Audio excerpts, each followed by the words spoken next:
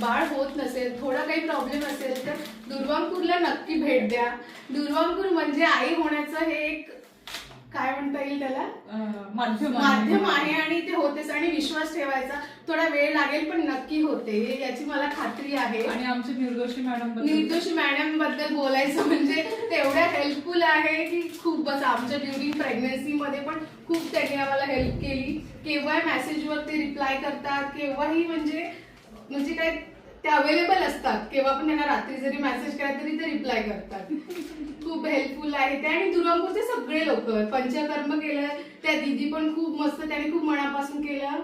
ते आज आल्याने मी त्यांच्यासाठी खूप फ्लावर आणलं होतं. ते आलं नाही आज. आणि तुला म्हणजे असं वाटतं का नागपूरमध्ये जर दुर्वांकूर सुरू झालं नसतं तर आज हा योग तुझ्या आयुष्यात आला नसता? आणि मी बाहेर बोर्ड बघितला, मला वाटलं बापरे, मॅडम जर इथे आल्या नसते तर एवढे लोक म्हणजे बाळापासून दूर असते, वंचित राहिले असते. आज जवळजवळ 2 वर्षात 25-30 पेशंट आपले सक्सेस झाले आहेत नागपूर मधले. आणि केवळ एवढा लांबचा प्रवास करून तो असं रुग्णासाठी गोड बाळ आणि त्यांचे आई वडील जेव्हा समाधानी दिसतात त्यावेळेस त्यातच आम्हाला खूप मोठं समाधान. ती जेव्हा झाली तेव्हाच तुमच्याकडे घेऊन यायचं होतं, पण तुम्ही नसल्यामुळे आम्ही आतापर्यंत वाट बघितली. आणि आज जशी तुमची डेट यामुळे त्याची ठरली की म्हणजे नाही आपण जायचं. नाही, मी ठरवलं होतं 3 महिने तिच्यासाठी परत येणार, कारण की रडत होते आणि तुझी तीव्र इच्छा होती की मला इच्छा झाले पाहिजे. झाले बाळा, झाले.